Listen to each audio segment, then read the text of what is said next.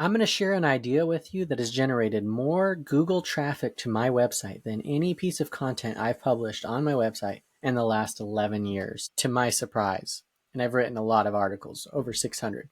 And I've done over 100 podcast episodes. I'm stepping into YouTube with a history of blogging since 2014, a history of book writing. I published my book on freelancing in 2017 and my book on small business entrepreneurship in 2019, and I'm currently working on my third book. I started podcasting in 2020, and I've done over 100 episodes. This year, 2025, I've decided to get serious about YouTube. So by entering in YouTube, I'm able to bring this history that I have of these other channels, these other content creation mediums, and bring them in to YouTube. And one of the things that I think you ought to be doing, if you're scripting or outlining your YouTube videos, you should seriously consider blogging your scripts. The work is already done. All you have to do is take it and publish it. Go to your website, create a new post, put your script in there, tweak it as much as you need to so that you alter any words that may not make sense from a written point of view, add your links, and then publish your script as a blog post. This is a low-hanging fruit. You're already doing the work. Why not just go ahead and do that extra step? This way you're getting YouTube traffic from your YouTube video. But on the other side, on your website, you're also getting Google traffic from the search engine. You're killing two birds with one stone. And the other thing is, if you do this right, you actually can get more views to your videos by driving traffic from Google to the video itself. And the other benefit is that you might be able to rank your video higher as a blog post than you can on YouTube, which gives you another advantage.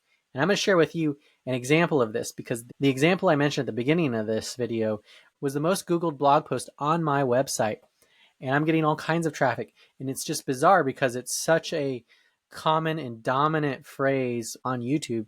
There's probably no way I can get ranked on YouTube, but for some reason, my blog post has gotten ranked on Google. And part of that has to do with me having a history of blogging and having domain authority, and those play a factor.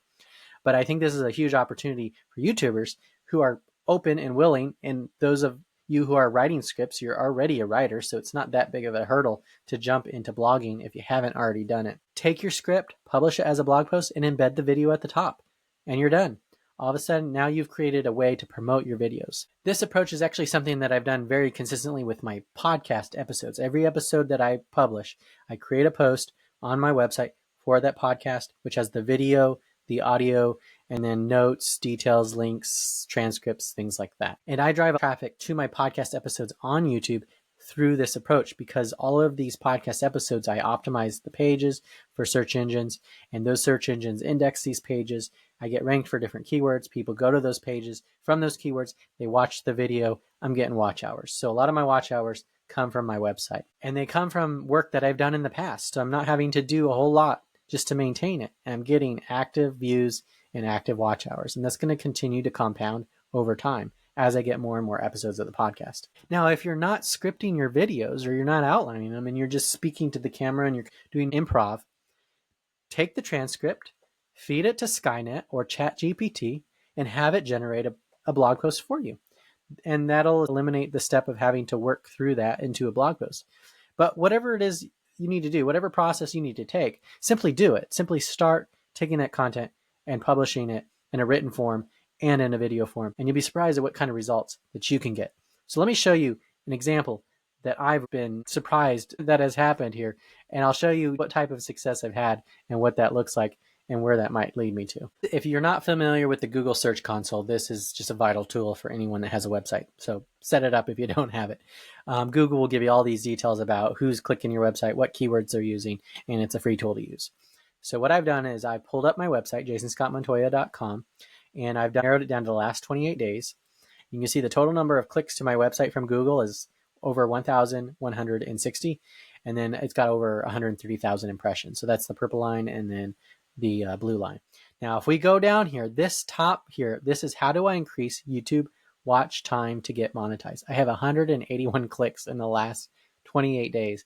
That is crazy. That's my most popular page. So you can see the next one I have is the End Hot Sauce Challenge, which is a YouTube video that I did with a company where we all tested out or tried this really hot sauce. I have an article on constructive developmental theory. I also have a post about leadership mind traps. It's a book by Jennifer Garvey Berger, Ways to Respond, Offer for Help. You can see it's getting 54 clicks from Google in the last 28 days. So that's been around for a while. The Golden Book, Dale Carnegie debate, just a post I did about debating people and how we have different stories and how those stories shape how we see the world, and so on and so forth. You can see in Google all the top clicked pages, and then you can also see the top. But the number one here is, how do I increase YouTube watch hours? I'm going to open up this page. You can see here, this is the post. How do I increase? So I've got my YouTube video in here at the top, and then you can see I've written out this blog post here. And I wrote this out, and then when I did the video, that was my script. I used this to guide me through it. The content is really good. It's solid.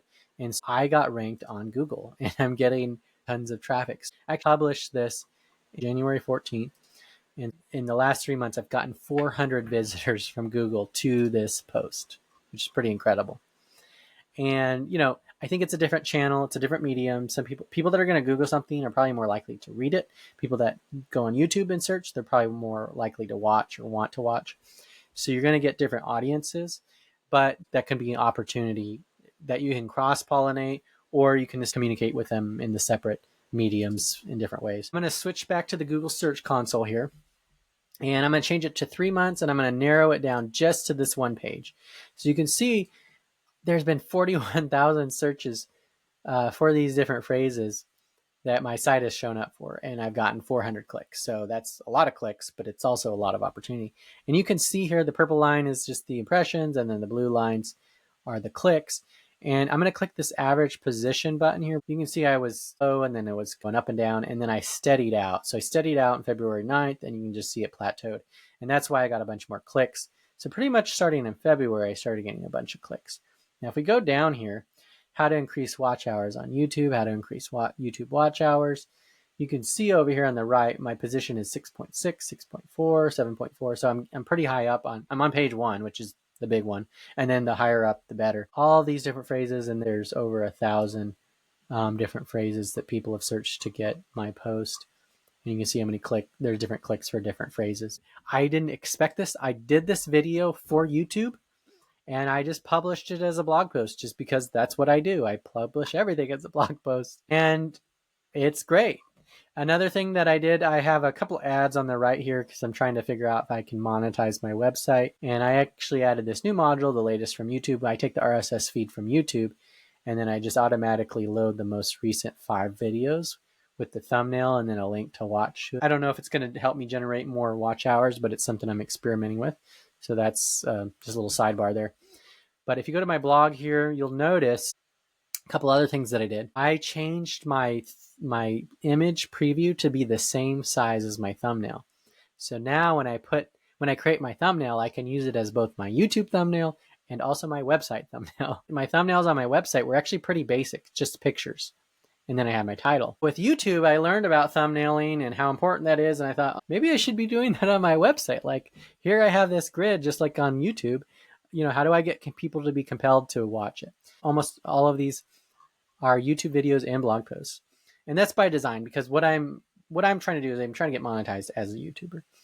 And I've realized it's the lowest hanging fruit as a content creator to get monetized. It's faster than trying to monetize a podcast in other ways.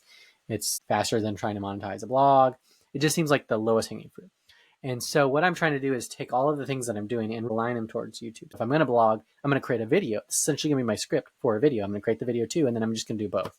And that allows me a mechanism to monetize my blogging. Once I get monetized, then I can start to explore other ways to expand on that. And there's sponsorships, and I got my first video sponsorship for the year. I'm excited about that. The thing I really want to emphasize with you here is, when you create a script, when you create an outline for your YouTube video, once you've recorded your video, if you haven't done those things, you have a transcript, take that, create a blog post. Here's a recent post I did. This is the type of person a tyrant fears. I wrote this out.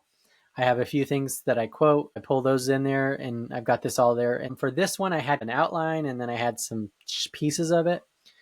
And then I did my video and ironed out the kinks, and then I pulled in my post. And I've got a YouTube challenge video that I did, and that one's was a video. In this case, I didn't script it out. I just had an outline. So I took the transcript and I put it in here, and then I edited it, added some links to other blog posts and other videos. Those are a few tips on how to cross-pollinate your content creation. If you don't have a website, you haven't been doing anything on the blogging front or on the podcasting front, This idea may not be for you, but if you've got something, if you've already done things in the past and you're just trying to take your YouTube and take your blogging and take your platform to the next level, this is a great way to do it. So think about it. Tell me what you think in the comments below. What have you done that's worked? What have you done that hasn't worked?